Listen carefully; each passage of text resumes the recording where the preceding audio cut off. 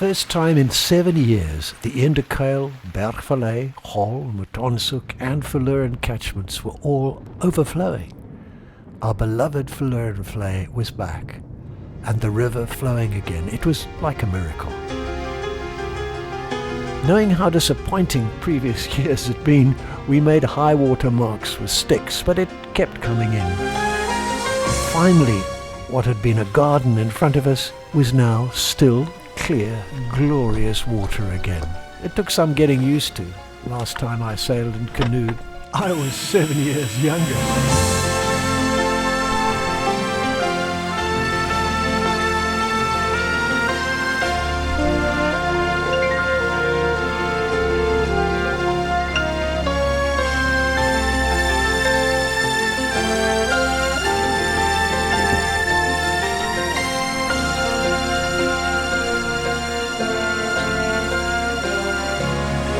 And as the water came back up, so did the visitors for a few sunny days in the winter.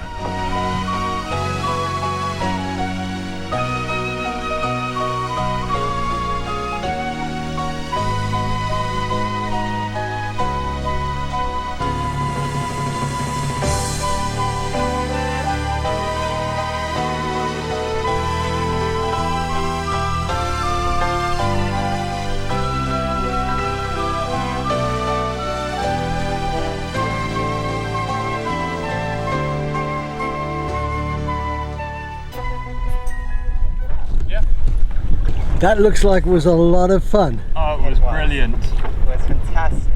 And indeed it was.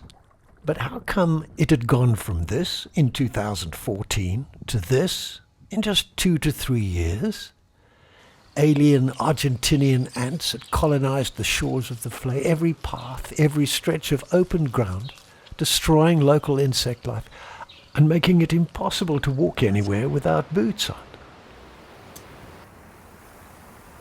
How come what had been a vibrant wetland, a registered Ramsar site, an important bird area, a nature reserve, and a home to abundant wildlife had become a dust bowl? And how come the rain fell in winter? Never enough for the farmers, that's nothing new. But for 7 long years, no matter how much rain did fall in the catchments, none of it ever reached the sea. The furthest it ever got was Vensterklip. Why? There were more questions than answers.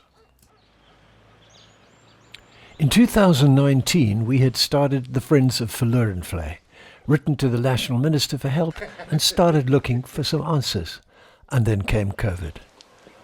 The first signs that government was taking us seriously was the formation of an intergovernmental task team, the dream team, if you will, who met in Clanwilliam and then afterwards joined us here at the water jetty to find out what they could learn from local citizen science. It turns out that they were looking for answers too. It was pretty clear that killing the Verlorenvlei for the sake of exports and keeping the cities fed just made no sense at all. What was also clear is that in the South Africa of 2024, it does not pay to count your chickens before they hatch. If you're relying on any government-run service like Transnet or Portnet to get your fresh produce to the world. Convincing agriculture, marketers, retailers, and especially politicians, however, is a different story. We've done our studies, we've done our research. The resource can support X, Y, this. You must free up some water somewhere to be able to do something here. So South Africans will need to learn what Clem Sunter once advised. Do what you can with what you have, especially when it comes to water. And it was encouraging that the Friends of Verlorenvlei at last had some good people on our side for the battle ahead. On the home front, we were mustering the troops to defend us against the never-ending hordes of animals and birds who wanted to live in our home, with or without our permission. Enter Smudge and Smidge, proud graduates of the Vredenburg SPCA, and you could tell immediately they would be the terrors of the Vlei.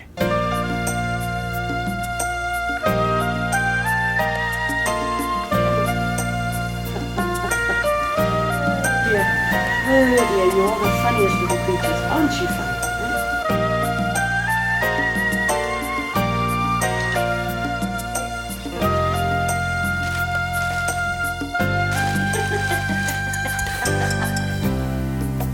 It didn't take him long to get used to the good life, or to realize that there was a whole new world outside.